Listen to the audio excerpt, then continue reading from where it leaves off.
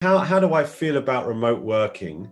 I do feel disconnected. It's very easy to spend days without talking to someone. Being completely open and honest, it's a slightly lonely place to be. How do we improve it?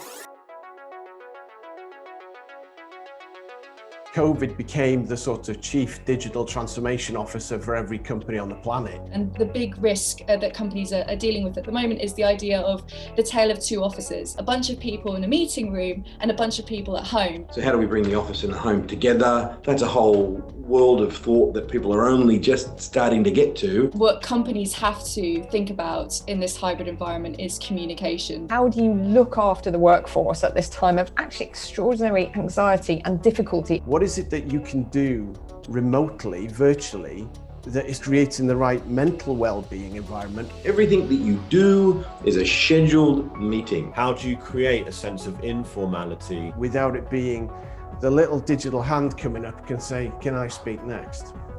My counsel to people is we haven't even begun. I think we're really in a very nascent stage of thinking about, what do we need to do? And we're still sort of fumbling our way forward. We are still in this terrible place from a pandemic perspective, but we're all getting used to it. The shining light could be that we've transformed completely the way that we work and that we don't have to go back to the bad things that we had before. And that's what we're focused on, doing something different with the remote experience that doesn't necessarily try to replicate the office. It makes it better perhaps than necessarily being in the room.